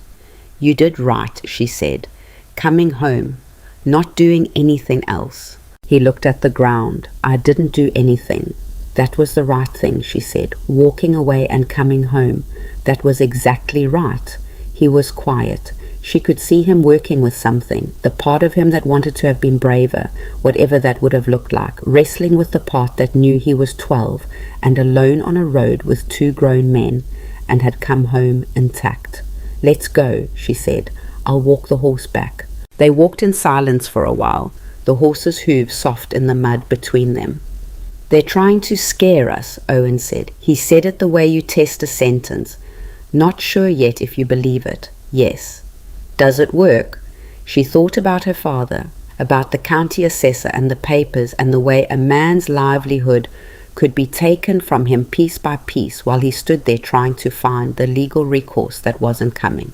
"It works on people who are alone," she said. "It doesn't work as well when people aren't." Owen walked alongside her. The ranch came into view around the bend, the house, the barn, the repaired fence along the western pasture, smoke coming from the chimney. "You're not alone," he said, not to her, or not only to her, more like a thing he was deciding. She looked at him. He was watching the house the same way she'd watched the mountains on that first wagon ride, taking stock of something, measuring it against what he needed it to be. They came into the yard. Elias appeared in the barn doorway, looked at them, at Owen's face, at Mara's expression, and understood immediately that something had happened. He came across the yard with the controlled speed of a father who has learned to move fast without alarming children. "Inside," he said, quiet, looking at Owen. "Get warm." Owen went. Elias looked at Mara. "Hale's men," she said, keeping her voice low. "On the Miller Creek Road, 2 of them. They threatened Owen." She watched his face do something she hadn't seen it do before. Not quite anger, not quite grief, but something between them that was older than either. "He's all right. They didn't touch him." Elias breathed in through his nose, out. "He crossed a line," she said, "using a child. I know." It changes the timeline. She handed him the horse's lead. "We can't wait until Cross has everything arranged. We need to move faster." She met his eyes. "And we need to make sure all of it, every piece of evidence, every statement, every document, gets into the right hands before he realizes we've been collecting it." Elias held the lead. His knuckles were white against it, though his face was still. "He made a mistake," she said. "He thought this would break us." Elias looked at her. There was something in his face she hadn't seen there before. Not trust exactly, because trust had been building since the town square, slow and practical as mortar between stones. This was the moment the mortar set, the moment you stop worrying about whether the thing will hold. "Tell me what you need," he said. She took a breath. "Everything," she said, "starting now." The meeting happened on a Saturday in the Kellerman barn, because the Kellerman barn was the largest in the valley, and because Dora had offered without being asked, and because sometimes the most important decisions get made in the most practical ways. Mara had spent the 3 days prior moving through the valley like water finding the lowest path, not announcing, not organizing in any way that looked like organizing, just visiting, just talking, just making sure that each family understood where they were going on Saturday morning and why it mattered that they come. She told each of them the same thing. Bring your documents, bring your spouse if you have one, bring anyone you trust completely, and don't mention it in town. She didn't know if Hale had informants among the Valley families. She didn't think so. His operation had worked precisely because the families were kept separate, and informants required a kind of ongoing relationship that would have threatened that separation. But she didn't know for certain, and not knowing for certain meant being careful. Evelyn Cross arrived Friday evening and slept in the small room at Mercer Ridge. Mara gave her the bed and took the floor without making an event of it, and they sat up past midnight at the kitchen table going through documents and preparing the questions Cross needed answered in sworn statement form. Cross worked the way Mara worked, thoroughly, without drama, focused on what was useful and uninterested in what wasn't. They got along in the way two people get along when they're both too tired and too focused on the task to waste energy on anything else. The federal contact, Mara said, at some point after 11. Gideon Vale. How solid is he? Cross looked up from the document she was reviewing. Solid enough. He's been building a file on Hale for 8 months. Different jurisdiction, different mechanism, but the same pattern. Land acquisition through legal coercion. He needs a complete picture of the Valley operation to move. She paused. He also needs it to come together fast. If Hale gets wind of this before Vale has grounds to act, he'll move the key documents and we'll be back to each family standing alone with a piece of paper. How fast? Vale is in Prescott right now. If I wire him Saturday evening with a full account of what we've gathered, he can be in Red Hollow by Monday at the earliest. She set the document down. The 30-day windows on 3 of the properties expire by the end of next week. If he's not here before then, he'll be here, Mara said. Cross looked at her. You sound certain. I'm not certain of anything. I'm just... She stopped, tried again. I've spent a long time watching things fall apart because the people on the right side of something waited until they were sure. Hale doesn't wait until he's sure. That's the advantage he has. She looked at the document spread between them. So we move when we're ready enough, not when we're certain. Cross considered this. Then she went back to her work. Saturday morning arrived cold and clear, the kind of March morning that reminds you winter hasn't actually conceded anything yet. The sky was a pale, hard blue. The mud had refrozen overnight, which made the roads better than they'd been all week. Mara rode the bay. Cross came in the Mercer wagon with Elias.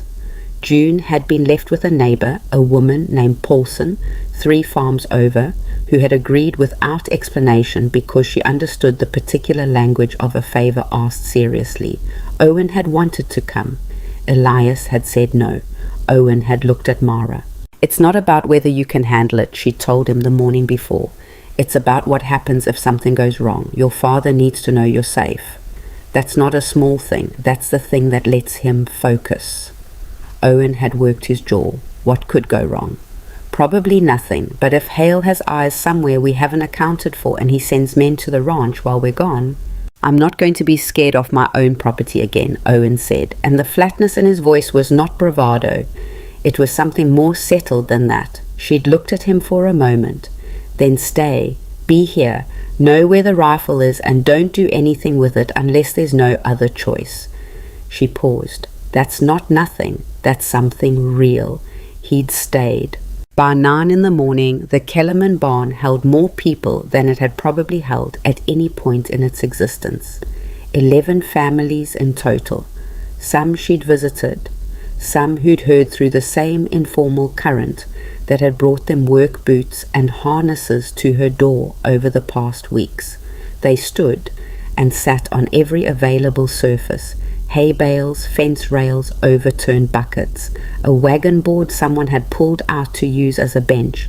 The smell was hay and cold breath and wood smoke from the small iron stove in the corner that Ezra Kellerman had lit at dawn. People looked at each other with the particular awkwardness of neighbors who have lived in proximity for years and are only now realizing they've been living through the same thing.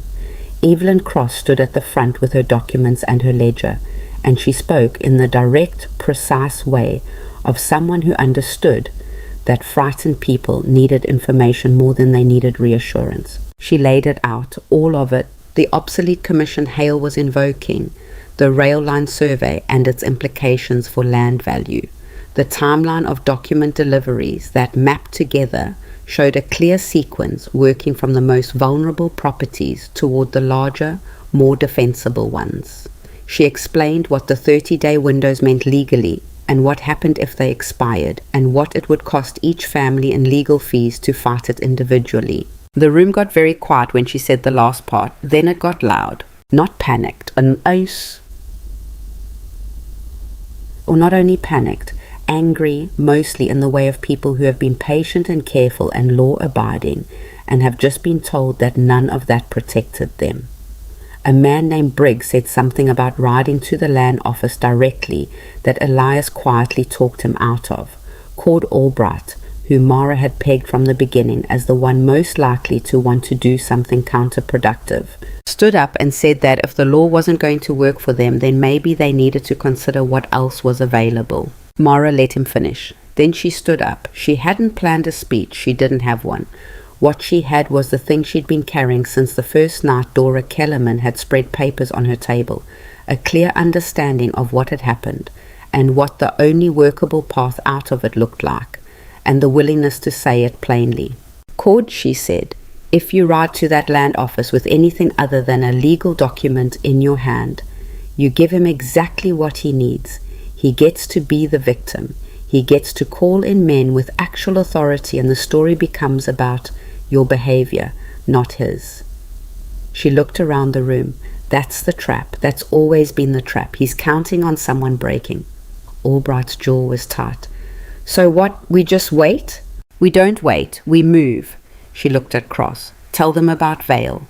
Cross explained the federal marshal, who he was, what he'd been building, what he needed from this room to act, the nature of his existing file on Hale, the timeline she was proposing. The room listened. Then a woman Mara didn't know well, a Mrs. Hartley from the southernmost property, who'd been standing in the back with her arms crossed and her face unreadable, said, "What does he need from us exactly?" Sworn statements, Cross said, each family describing the sequence of events from the first contact with Hale's office to now, any correspondence, any visits, any... She paused. Any interactions with Hale's men that felt like intimidation. Several people shifted. Mara watched them. She looked at Owen, who wasn't there, which she was glad of, but whose face she could bring to mind clearly enough. The way he'd looked on the Miller Creek Road, coming home through the mud, jaw tight, trying to outrun the fear he hadn't let himself show.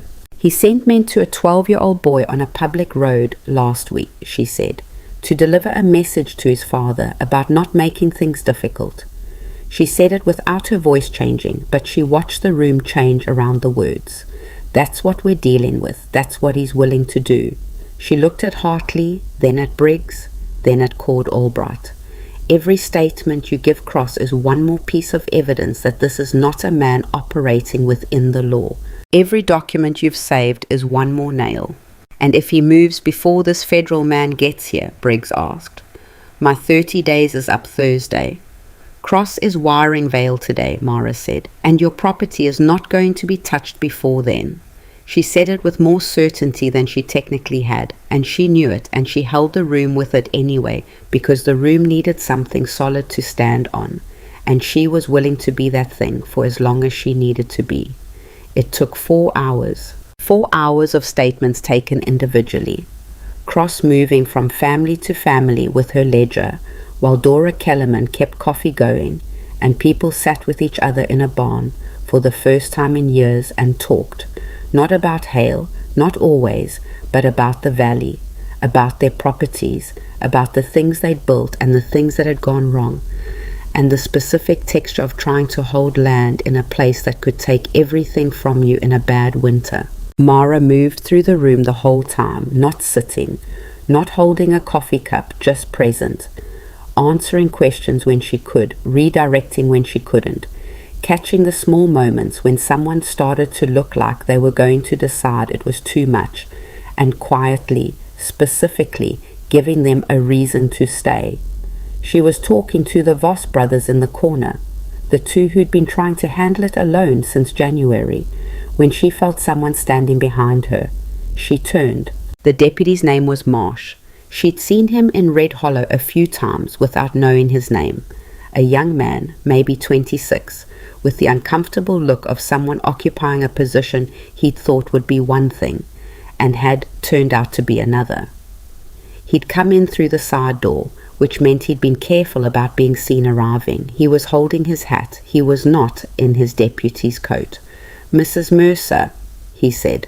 Miss Whitlock, she said. He flushed slightly. I heard there was a meeting. You're not here officially, she said. It wasn't a question. No. He looked around the room, then back at her. I can't be. He hesitated. There are 2 men from Hale's office in Red Hollow right now. They arrived yesterday.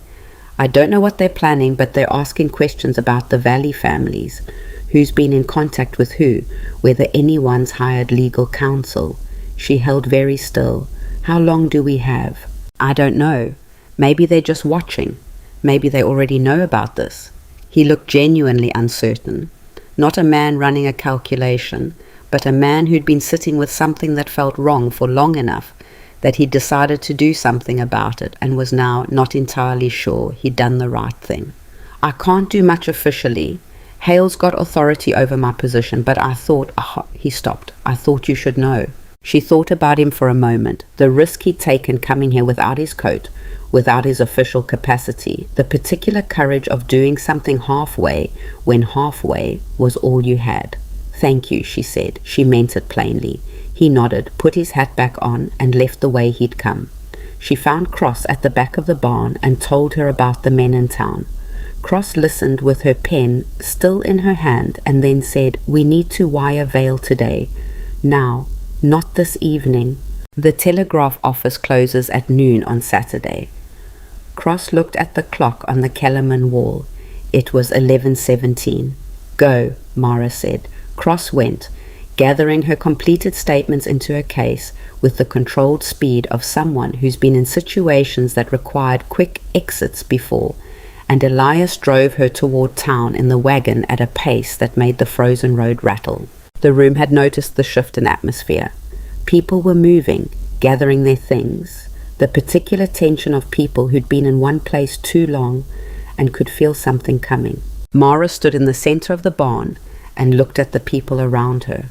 11 families, 40-some individuals, people who'd been frightened and divided and were still frightened but were no longer divided, and said, loud enough to carry without shouting, Go home. Normally, don't rush, don't change your routine.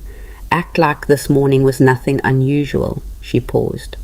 Keep your documents somewhere safe, not the obvious places. She looked at Cord Albright. And nobody does anything that hands him a story to tell. We clear? Albright held her gaze for a moment. Then he nodded once, like something being put to rest. They filed out. The wagon carrying Cross made it to the telegraph office at 11:41. The wire went to Prescott at 11:53. Gideon Vale's reply came back before 2 o'clock that afternoon. Terse, the way wires are when the sender is in a hurry. Documents received, arriving Monday. Secure original deeds if possible. G. Vale, Federal Marshal. Mara read it standing in the telegraph office doorway with the paper in her hand and the cold coming in from outside, and thought about the mark on the upper northwest corner of Victor Hale's map. He'd had his plan for longer than she'd been in the valley. He'd had his people in place, his instruments, his 30-day windows designed to expire before anyone could properly respond. What he hadn't planned for was someone who'd seen it before. That evening, back at Mercer Ridge, she sat on the porch steps in the cold because the house felt too small for the amount of thinking she needed to do. The sun was down, and the mountains were dark shapes against a sky that had gone from blue to violet to a deep, flat black while she sat there. She heard the door behind her, then footsteps. Elias sat down on the step beside her, not close but not far. They were quiet for a while. "Cross thinks it'll hold," he said. "The statements, the documents. Cross thinks it'll hold if Vale gets here before Briggs's 30 days expires, and before Hale realizes what we've put together. That's a lot of conditions." "Yes." He was quiet again. Then, "You know what I keep thinking about?" She waited. "That day in the town square," he said. "I almost didn't go. Owen said it was a waste of time. I thought he was probably right." He looked out at the dark yard. "I sat at the breakfast table that morning and thought about what possible reason I had to go stand in a public ceremony for something I didn't even want." He paused. "I went because it felt wrong to stay home. That was the whole reason." She thought about her own mourning, the boarding house, the calculation of money, the road she'd been planning in her head before he'd crossed the square. "I was already deciding where to go next," she said, "when you walked over."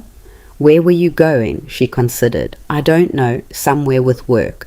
She looked at the darkness where the mountains were, though she couldn't see them.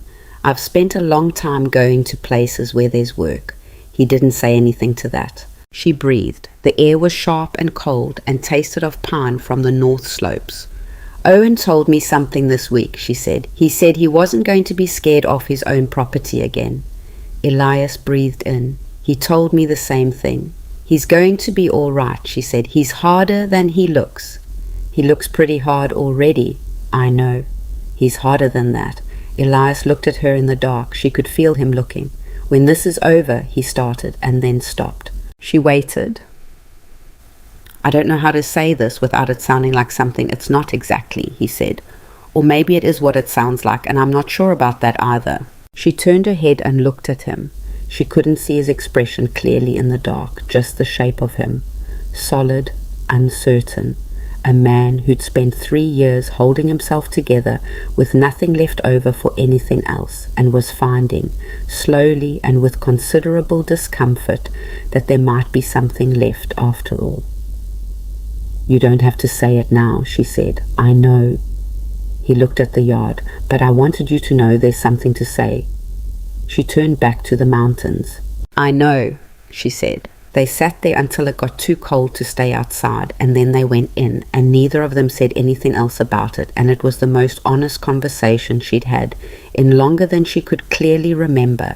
Inside, Owen was at the table with his book, the lamp turned up enough to read by. He looked up when they came in. "Cold?" he said. "Some," Mara said. He went back to his book. She went upstairs to the small room and sat on the edge of the narrow bed and looked at the window and the dark beyond it and thought, Monday. Just hold it together until Monday. Somewhere in Red Hollow, in a room above the land office, a man named Victor Hale was looking at a map of the valley and deciding how to move his pieces. He didn't know that his pieces had already moved without him. He didn't know that 40-some people who'd never been in the same room had spent a Saturday morning in a barn learning that they were not, in fact, alone.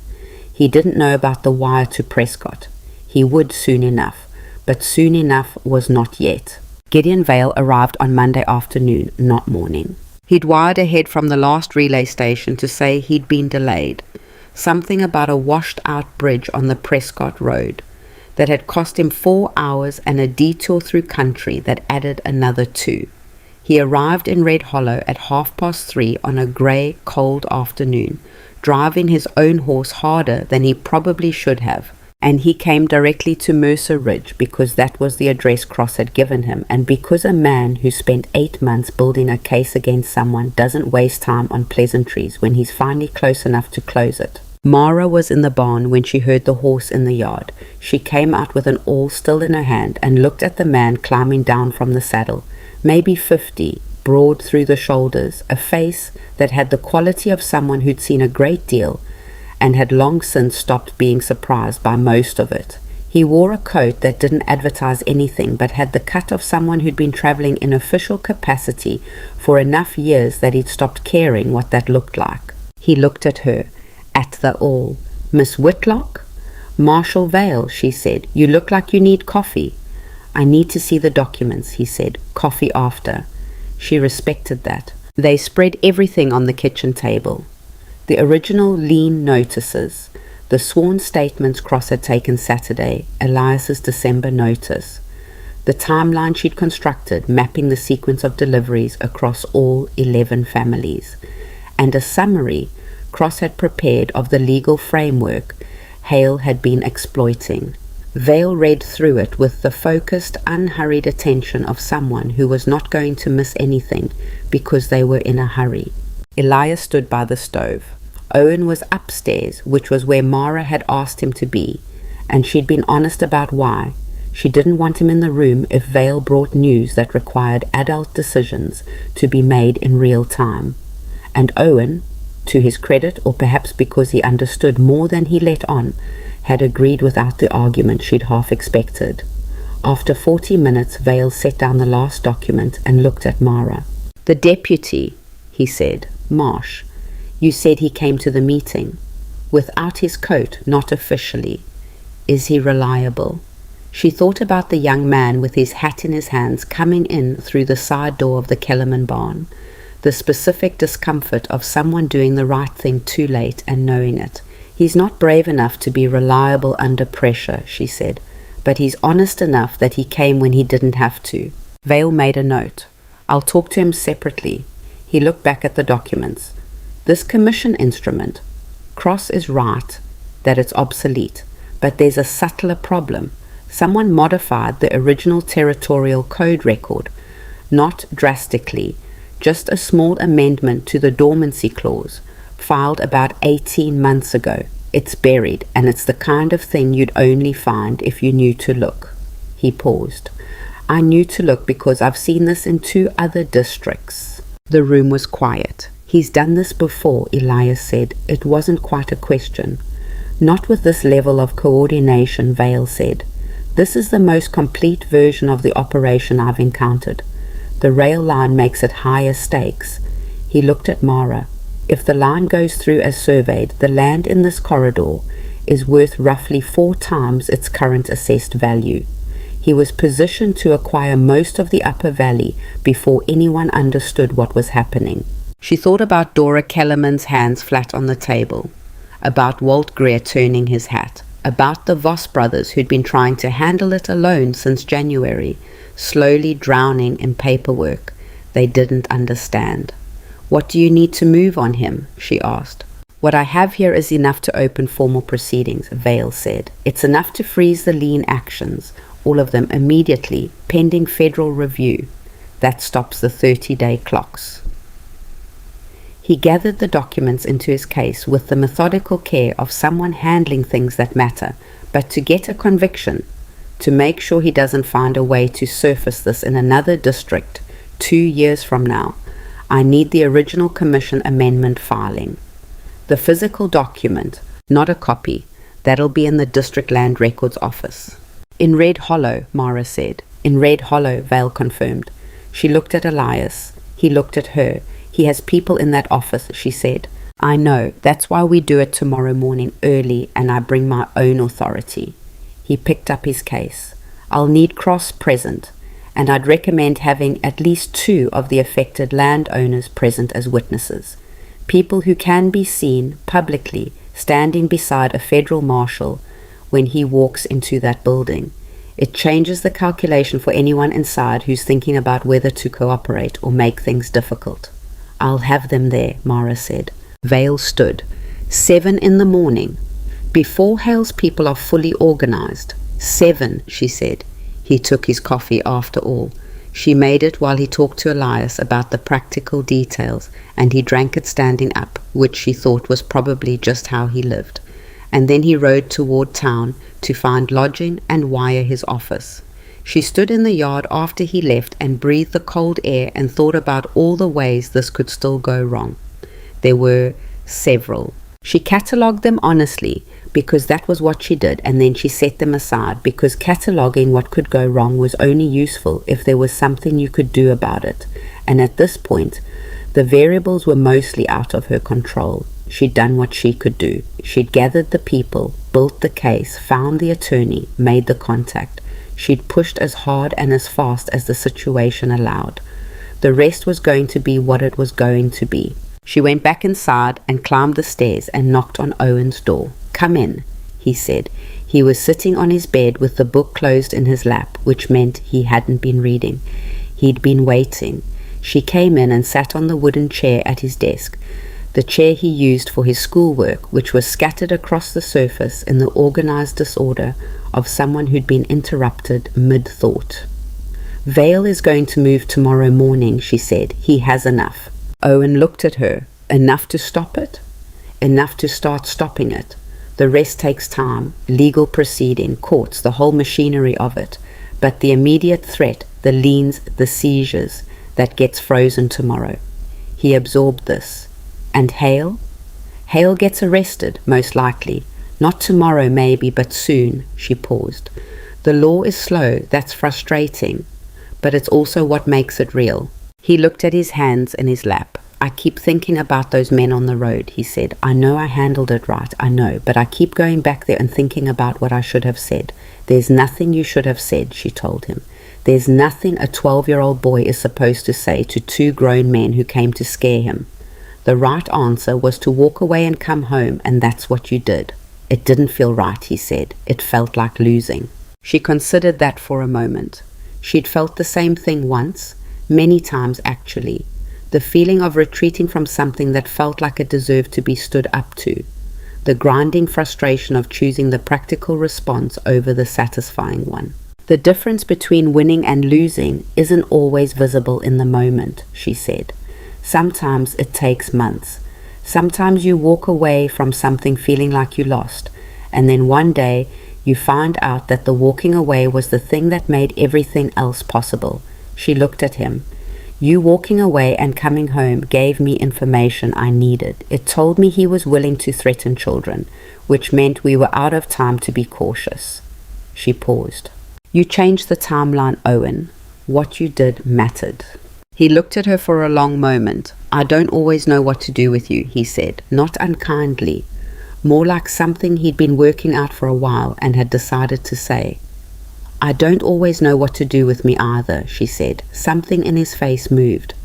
That almost smile she'd been watching for 2 months, the one that never quite committed. This time it went a little further. Not all the way, but further. "Your mother would have liked you," he said. He said it quietly, looking back down at his hands. "She liked people who were honest about things." The sentence landed in her chest in a place she hadn't expected. She didn't say anything for a moment. She let it sit, the way you let something sit when moving past it too quickly would diminish it. "Thank you," she said. "That means something." "That..." He picked up his book. She understood the gesture. The conversation was done, not because it had gone wrong, but because it had gone as far as it could go for now, and he needed to put it down before it got too heavy to carry. That was something she understood very well. She left him to it. The morning of the arrest, Red Hollow was cold and still, the kind of still that happens when the wind drops and the temperature drops with it, and everything holds its breath. Mara arrived on the bay horse at 6:45. Cross was already there, on foot. standing in front of the land office with her case and her particular quality of composed readiness. Walt Greer had come. She'd sent word the night before, and he'd arrived without comment, which was how he communicated most things. Cord Albright stood beside him, hands in his coat pockets, jaw set, channeling whatever was in him into something that at least looked like stillness. Vol came from the direction of the hotel at 2 minutes to 7. He had 2 men with him she hadn't seen before, federal deputies, she assumed, with the particular bearing of people who do this as a regular function and not as a crisis. He looked at the assembled group. "Ready?" he said. "Since October," Greer said. They went in. What happened in the land office took about 20 minutes and was, like most real confrontations, nothing like what you'd imagine from the outside.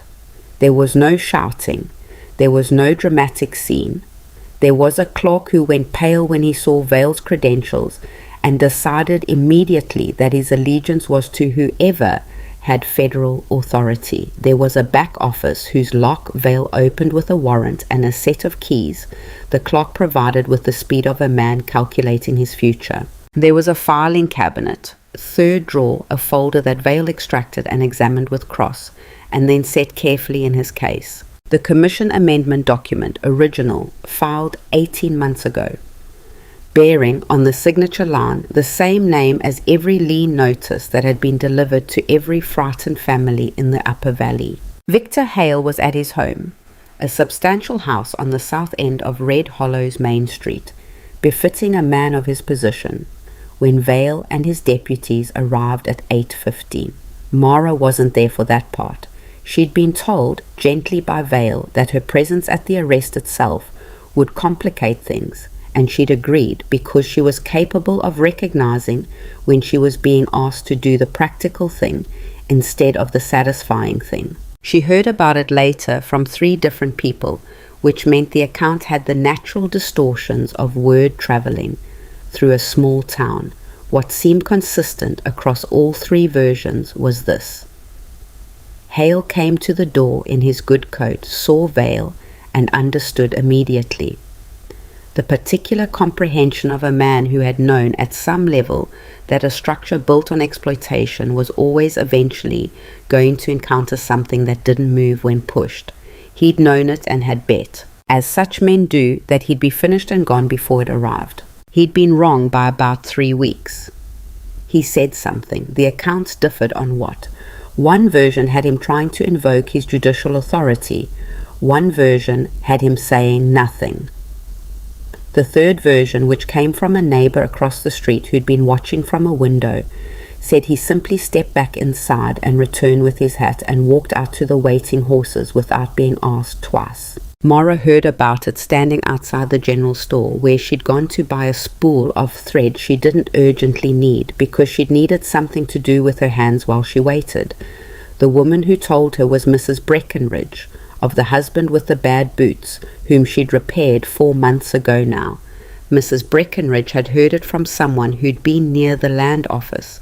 She was out of breath from the speed at which the news had moved. "They took him," Breckenridge said, "right out the front door." "I heard," Mara said, though she'd only just heard from Mrs. Breckenridge herself. "People are saying—" She stopped, started again. "The Kellermans, the Greers, all the ones with those notices, they're saying it's going to be reversed, all of it. It takes time, but yes." Mrs. Breckenridge looked at her with an expression Mara hadn't seen directed at herself before, or not often, not admiration exactly, something more like the look of a person rearranging how they understand the recent past.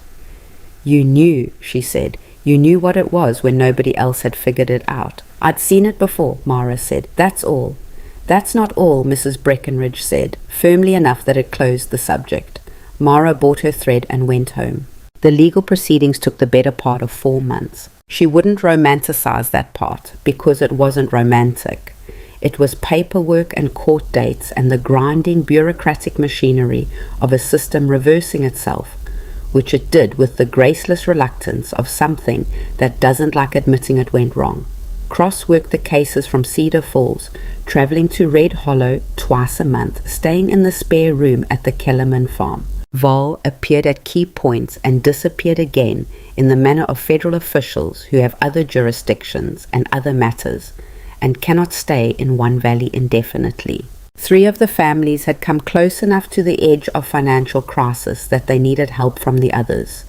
A loan of equipment, a few weeks of shared labor, the kind of informal mutual support that the valley had been capable of all along and had simply never organized into. The Saturday in the Kellerman barn had done something to the social arrangement of the community that the legal proceedings couldn't undo, even if they'd wanted to. People who'd been neighbors in the technical sense for years were now neighbors in the actual sense. The kind that knew each other's problems and showed up without being asked. Not always gracefully. Cord Albright and Walt Greer had a falling out over a shared fence line in June that had nothing to do with Hale and everything to do with 2 stubborn men who'd been too isolated for too long to be good at compromise. Mara mediated it badly, and they resolved it themselves after 3 weeks of not speaking, which was probably how it would have gone regardless of her involvement. The Voss brothers' younger one left the valley in July, took a position in a city 2 states over, sent money back to his brother monthly, didn't come home for Christmas. That was its own quiet grief, unrelated to legal victories. The Kellermans found dry rot in their barn foundation in August and spent the money they'd recovered on repairs instead of the new equipment they'd planned, and Ezra spent 2 weeks angrier about it than the situation probably warranted. And Dora let him be angry because she understood that the anger wasn't really about the barn. That was the valley restored, more or less, not healed. The word implied something cleaner than what was actually true. More like a bone set after a break, functional and real, but carrying the memory of the fracture in the way it ached in certain weather. The courts formally overturned the last of the liens in late October. Mara heard about it not from Cross or Vale, but from Owen, who'd been in town for school supplies and had seen the notice posted on the land office door and had ridden back faster than he usually rode anything. He came into the barn where she was working, a new commission, a full saddle rebuild for Cord Albright, who'd finally admitted his old one was beyond repair, and he stood in the doorway with his coat still on and said, "It's done." She set down the awl. "All of it?" she said. "The posting says all liens associated with the Hale Commission are void, and properties are restored to original claim holders." He came further into the barn. He was almost 13 now, and had grown an inch since February, which she'd noticed and hadn't mentioned because he was the kind of person who didn't like being observed growing. Cross sent a letter too. It came yesterday, but Papa forgot to give it to you. He held it out. She took it, read it. It confirmed what the posting said and added that Hale had been convicted on 4 counts of fraud and 1 count of conspiracy to corrupt public records, and that he had been sentenced and would not be returning to the district or to any position of legal authority. She folded the letter. Owen was watching her. "You thought this might not work," he said, not accusatory, observational, the way he was about most things. "I thought it might not work fast enough," she said. "There's a difference." "But you did it anyway." She looked at him, 12, nearly 13, and he was asking the question that mattered, the one underneath all the others. Not how did you do it, but why did you do it when you weren't sure? "Your grandfather," she said, meaning her own father, "spent his whole life building something. And when someone took it from him, he didn't have anyone who'd seen it before. He didn't have anyone who could tell him what the pattern was." She looked at the saddle on the bench, the leather smooth and waiting to be worked. "I could see the pattern, so I couldn't pretend I didn't." Owen was quiet for a moment. "That's it?" he said. "That's the whole reason?" "That's the whole reason." He seemed to think that was either insufficient or exactly sufficient. She couldn't quite tell which from his expression, and she'd learned that was often true with Owen. He worked things out in his own time and in his own interior, and the conclusions arrived later, sometimes much later, in something he said or did that told you he'd been carrying it the whole time. He went back to the house. She went back to the saddle. The winter came early that year. First snow in October, which was not unusual but was always slightly insulting after the long effort of summer. The mountains went white quickly, the way they did when they meant it, and the valley settled into the particular quiet of a place that has accepted the season. The evening Elias asked her the question. The fire in the main room was almost too much for the small space, and June had fallen asleep on the floor with her head on a folded blanket, the way she did sometimes when she'd exhausted herself so thoroughly that she simply stopped wherever she happened to be. Owen was at the table. Mara had been mending something, not leather for once, just a torn hem on one of June's dresses, and the room had the quality of an ordinary evening, which was what she'd been working toward for most of the year without quite naming it. Elias had been looking at the fire for a while. "Mara," he said. She looked up. He had the expression of a man who'd rehearsed something, and was now discovering that rehearsed things don't work the way you expect when you actually say them. "I've been thinking," he said, and stopped. "I know," she said. She'd known for a while. You couldn't live in close proximity to a person for nearly a year without developing some sense of when they're carrying something. He looked at her. "Do you know what I've been thinking?" "I think so." "Tell me then, because I'm not making a very good job of saying it." Across the table, Owen turned a page of his book without looking up, but she could see from the set of his shoulders that he was listening. She'd expected that to be strange, saying something like this with Owen present, and found that it wasn't. He was part of this, the same as the house and the barn and the fence along the western pasture. You didn't step around him, you included him. "You want to know if this is enough," she said, "this life, this place, whether I'd choose it again if I could choose differently." Elias looked at her steadily. "That's some of it. What's the rest?" he breathed. "Whether you think it could be something more than what we said it was when we started." She set down the mending. She thought about the town square in February, the cold, the crowd, the 3 seconds each man had given her before moving on. She thought about the wagon ride, the silence, the question about his wife, and the honesty of his answer. She thought about 5 months of work, the barn, the saddle, the kitchen table with documents spread across it, the porch steps in the dark. She thought about what it meant to be in a place you hadn't planned to stay, and found that the staying had made something real. She thought about her father, about what he'd built and what it had cost him to lose it, about the fact that the things worth having were always the things that required you to keep showing up for them, even when showing up was hard, even when you weren't sure, even when the ground was uncertain and the outcome wasn't guaranteed. She'd learned that. She'd learned it the hard way, the only way things like that ever get truly learned. "I would choose it again," she said, "all of it." The fire made its small sounds. June breathed on the floor, deeply asleep. Owen turned another page. Elias looked at her the way he'd looked at her in the town square, that first real look, the one that wasn't performing anything, that was just one person seeing another clearly and deciding that what they saw was worth walking toward. "Okay," he said, quiet, certain.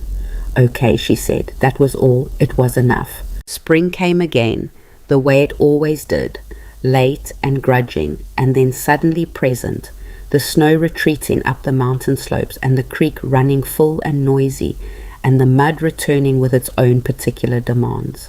Mara's work had grown into something she hadn't planned when she'd arrived with her toolbox and her satchel and her 34 years of accumulated difficulty. She had a proper workshop now, built against the south wall of the barn, with a real workbench and better light and a small stove for the cold months. People came from beyond the valley now. She'd gotten a reputation, the way you get a reputation when you do good work and don't charge what you can't reasonably defend. June had decided she was going to learn leatherwork, a decision she had arrived at with the total commitment she brought to most of her decisions, and which Mara had begun to teach her the way her own father had taught her. Starting with the simplest tools, the most forgiving materials, the work that built the feel of the craft in your hands before it built anything else. Owen had not asked to learn. Owen had simply started appearing in the workshop at certain hours, watching, occasionally asking a question that was always the right question, and Mara had started talking him through what she was doing, the way you talk someone through something, when you know they're ready for it, even if they haven't said so yet. She didn't know what he would do with it, maybe nothing, maybe something. That wasn't hers to decide. Elias fixed the sagging roof on the old storage shed in May, finally, and she helped him because it needed 2 people, and because after nearly a year and a half, she'd stopped thinking of her own labor as a transaction and started thinking of it as a fact. It was what the ranch needed, so she did it, the same way she breathed. The relationship between Mercer Ridge and Red Hollow had changed in ways that were still settling. People who had looked through her in February now stopped to talk. Mrs. Breckenridge had become something close to a friend, or as close as Mara got to that word, which had always been a thing she approached slowly and with a certain wariness she'd been unable to entirely shed. The deputy marsh had quietly provided Cross with additional information in the Hale proceedings, and had survived the political fallout with his position intact, which Cross said was better than she'd expected. Walt Greer had gotten a letter from his son in the city. The son was coming for a visit in July. Greer had told Mara this in the way he told most things, though briefly, looking somewhere other than at her, and she'd said that was good. And he'd said it was something anyway, and that had been enough of a conversation for both of them. The rail survey was confirmed in the summer. The line would run through the northern corridor by the following year, and land values in the upper valley moved accordingly. The families who'd nearly lost everything to Hale's liens found themselves, through no design of their own, holding something worth considerably more than they'd held a year before. There was a particular justice in that which was too obvious to need stating. She thought about her father sometimes. She thought about the county assessor and the papers and the workshop that had been sold before they could stop it, and she thought about the fact that what had been done to her father could not be undone, not by any ruling, not by any restitution, not by anything that had happened in the Red Hollow Valley over the past year. That was true, and she held it true, and she didn't try to make it into something it wasn't.